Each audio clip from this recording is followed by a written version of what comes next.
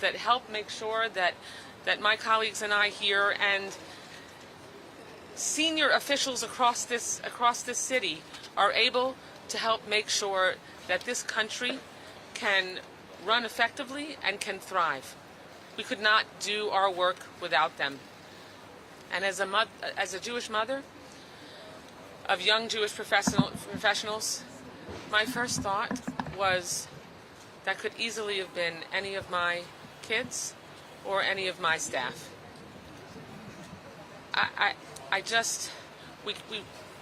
The six of us wanted to come today to make sure that we could express our sorrow, our grief.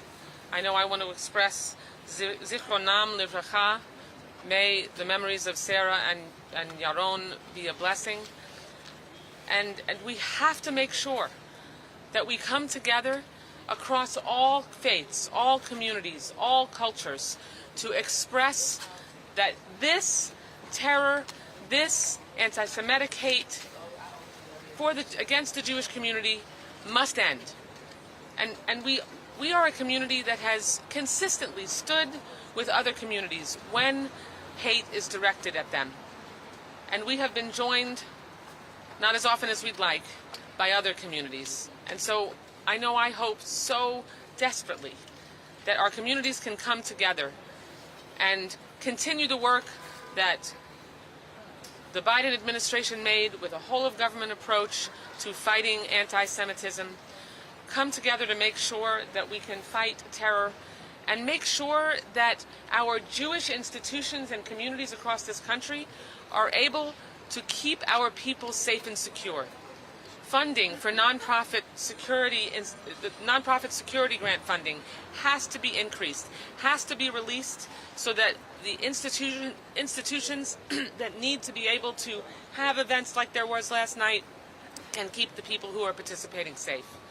And we all have to come together to make sure that we can stop this hate and anti-Semitic bigotry in its tracks.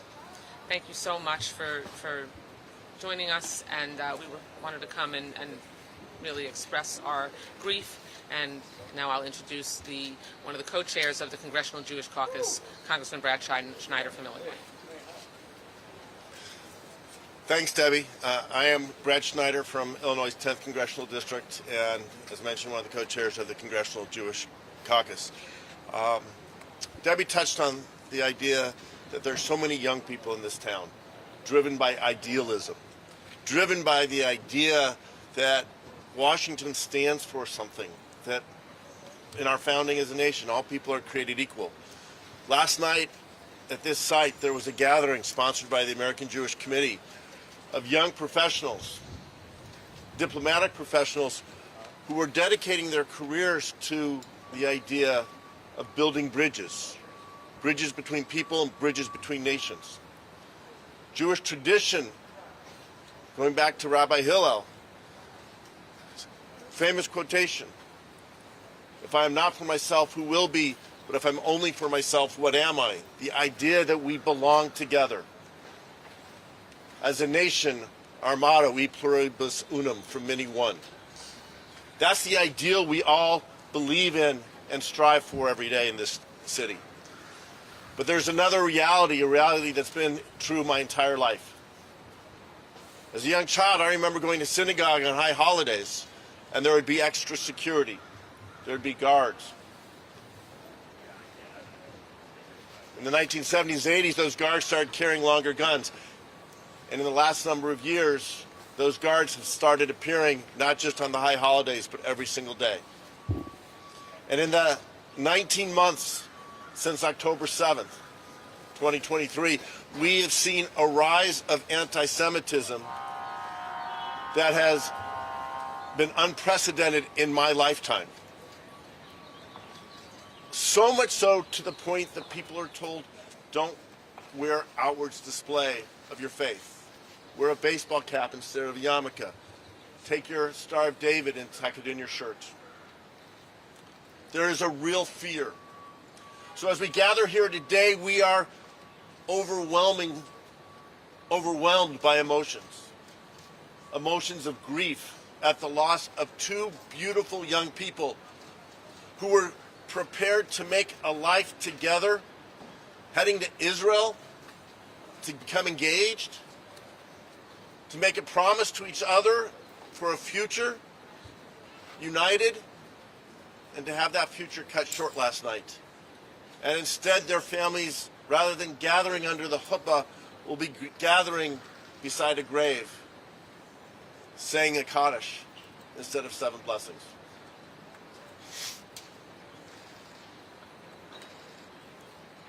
We have grief, we have fear, but we're not surprised at what happened, and we are not going to back down. The resolve of all of us standing here, the resolve of every American Jew, the resolve of Jews around the world, is that we will hold on to who we are with pride and defiance. We know our place is in this city, in this country, for us within the governing halls of the United States, and we will not let anyone tell us we don't belong. We are overwhelmed with the grief for 2 beautiful souls. But we must be inspired by their spirit and their example. They were here last night participating in a program about reaching out. That is who they are. That is how they will be remembered. We're here today to mark their murder, to express our sorrow. But we must stand to ensure their memory is always a blessing. We cannot let their death be in vain. We must stand up against hate, against anti-Semitism, against efforts to divide people, and instead make sure we work to unite people. Thank you very much. It's now my honor to turn over to my colleague, Jamie Raskin. I'm Jamie Raskin. I represent Maryland's 8th District, which is Montgomery County, Maryland, just next door. We've come to express our sorrow, our horror, our shock, and our outrage at the grievous anti-Semitic murder of these 2 beautiful young people. We've come to express our sympathy and our solidarity with their families and their friends, with everyone who has been affected by this nightmare. There is no justification ever for murder. There is no justification ever for terrorism. And we must stand unified as a community against the horror that just took place in the capital city yesterday. Anti-Semitism is a threat to Jewish people everywhere. It's a threat to other people everywhere. And anti-Semitism is the gateway to destruction of pluralism and democracy all over the world. So we must stand strong against this poison, and we must stand with the victims of anti-Semitism and every other form of racism and bigotry on earth. And I want to thank my colleagues from out of town who have decided to stay here in order to come to make this statement as Congress adjourns. And I want to thank Brad Schneider and Jerry Nadler for their leadership of the Jewish Caucus. Sarah Jacobs from California.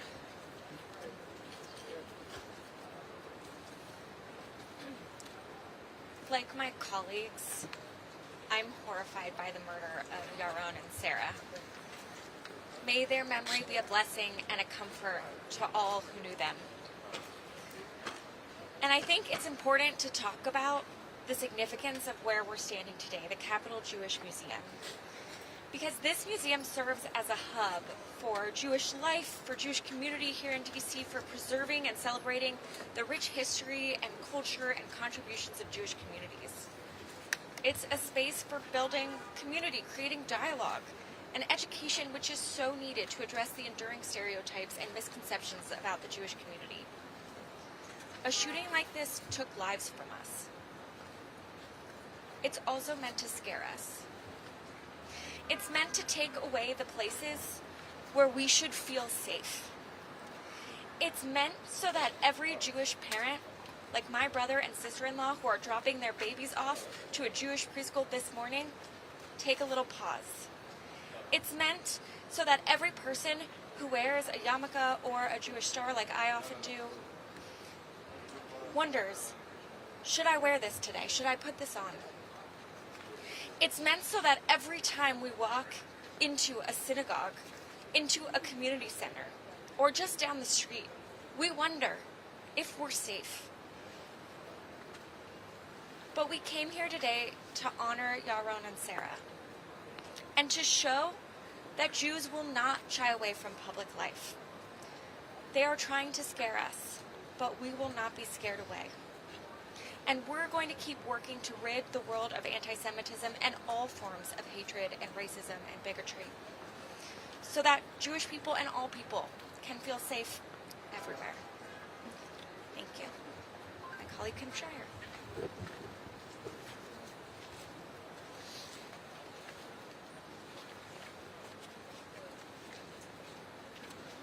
Thank you for being here. I'm Kim Schreier. I represent sort of the middle of Washington State.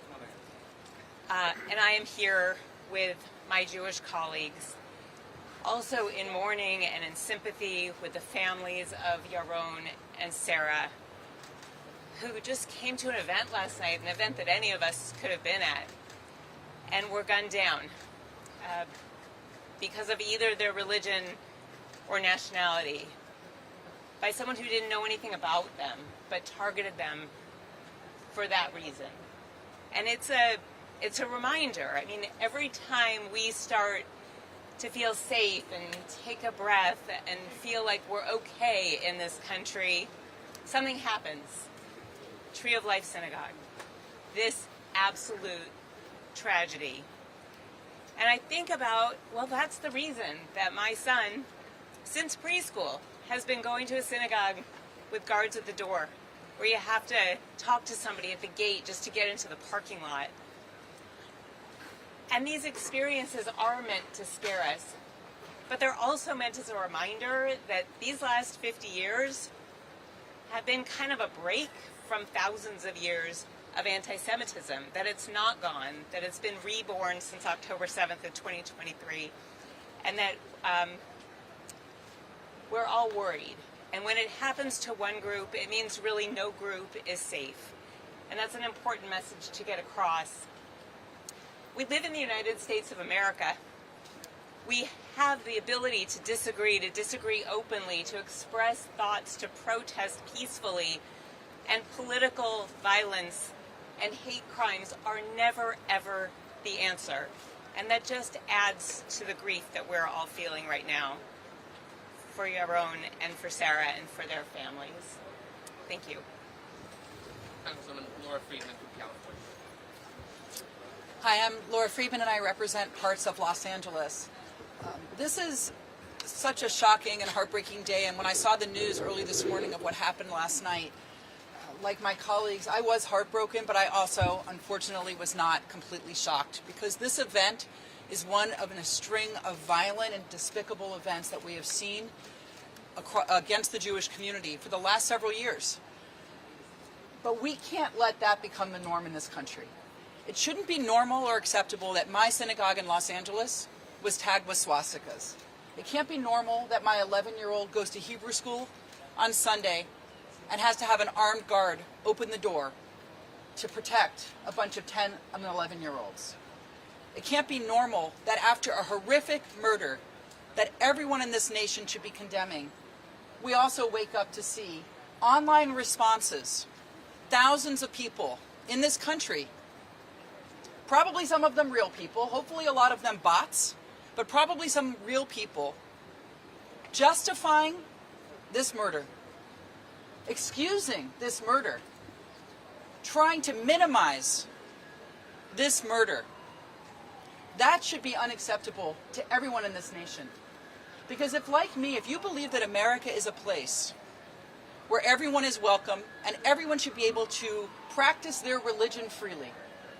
If, like me, you believe that everyone in this country should feel safe, regardless of their political views, their sexual orientation, their religion, or their race, if your religion commands you to welcome a stranger in a strange land, if you believe in law and order, if you're any of those things, if those are your values, there's no way that you could justify or minimize this horrific murder or any anti-Semitic event. And we have got to, as people who hold those values as Americans, push back on the violent rhetoric that we see on the extremes in this nation. The extremist movements that we see that choose to take individuals and put them into groups that they feel are lesser than or are unwanted, and refuse to see the humanity and the Americanness behind every single individual in this country. We all have a responsibility to push back on the conspiracy theorists among us who, in the case of anti-Semitism, choose to underlie their conspiracy theories with ancient anti-Semitic tropes about the Jews being controllers of media, controllers of capital, controllers of opinion. And whenever those opinions creep into the discourse online or in person, all of us have a responsibility, Jew and non-Jew, to say, no, that's not who we are as Americans, that's not who we want our nation to be. That we want a different kind of America. Because what we're seeing now is completely unacceptable, and everyone should be standing up to reclaim the soul of this country. Thank you. And with that, I think we'll take questions. Thank you. Mike Wagon, I'm with I-24 News. Republicans agree or disagree, and there are good faith disagreements certainly with their positions on anti-Semitism. They've developed a platform. They've taken concrete actions. What, beyond slogans, platitudes, what concrete actions are Democrats proposing to deal with this rise of anti-Semitism beyond the national strategy that Mr. Emhoff put out last year? What is the plan here? You answered the question. Last year, President Biden and Look at the camera. last year, the administration, under the leadership of President Biden with Second Gentleman Emhoff, put out a all-of-government strategy to address anti-Semitism. Did they do anything with it? So this is something that isn't a partisan issue. Democrats and Republicans need to work together to stand up against anti-Semitism whenever it rises, from wherever it rises, and be clear that there is no room for hate in our country, that we will welcome all people into our country who believe in the ideals defined in our Declaration of Independence and our Constitution. And we have been working with that. We have a bipartisan task force fighting anti-Semitism that goes back to 2014.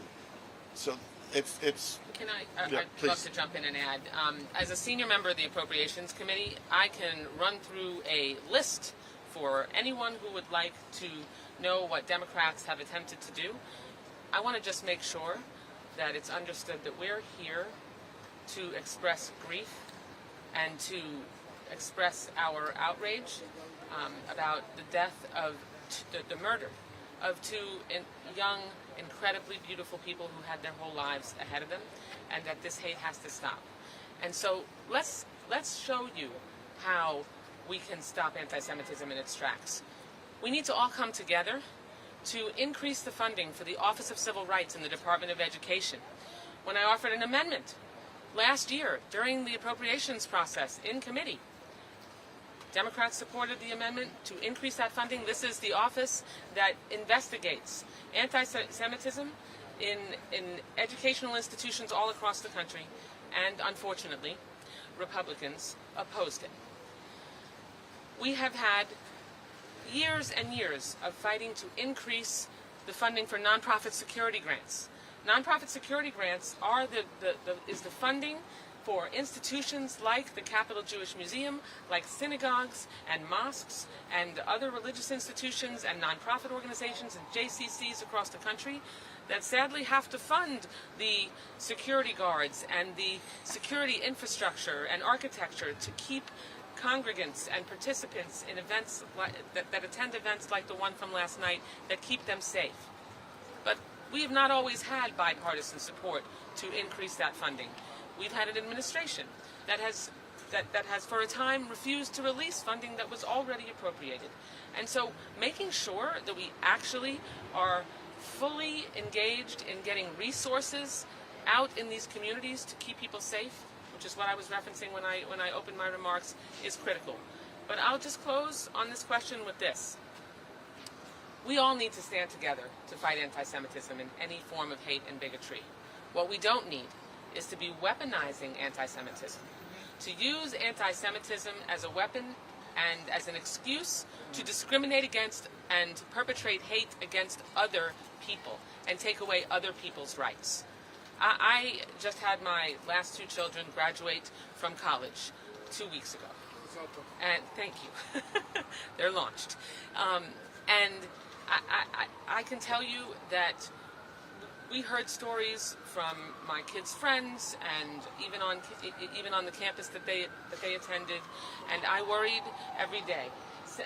Congressman Schneider and I sat down last year with kids from Georgetown, George Mason, and GW when the encampment was still embedded on that campus.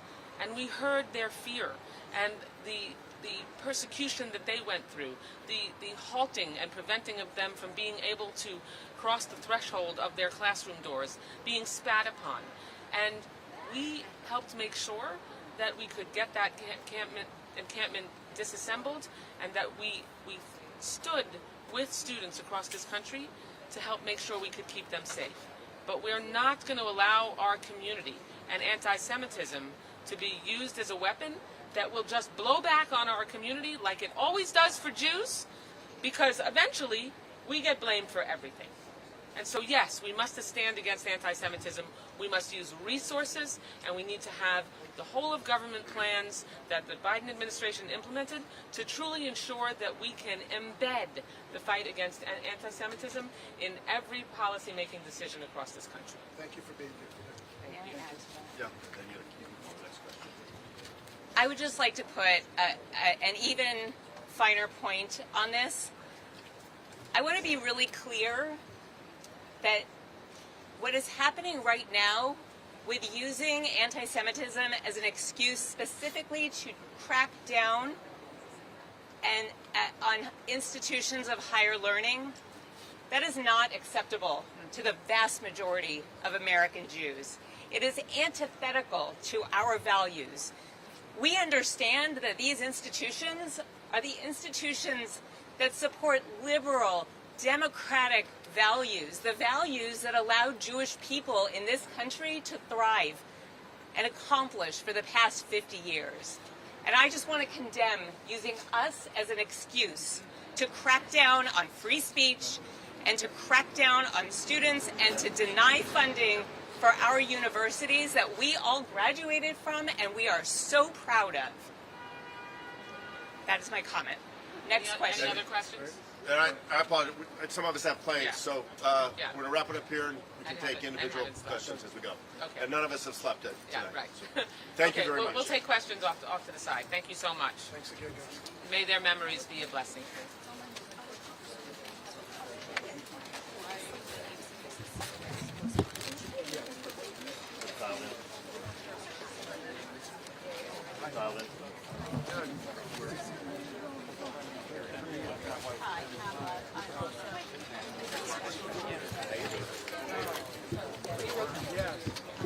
You put your own phone. There were a couple of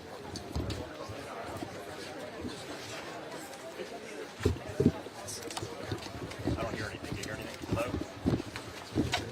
Is this FBN, Fox Business? Yeah. Okay. Okay. No, I believe you. I don't hear anything. Might be on a break. Sorry. Okay. Yeah. I hear something now. I don't know.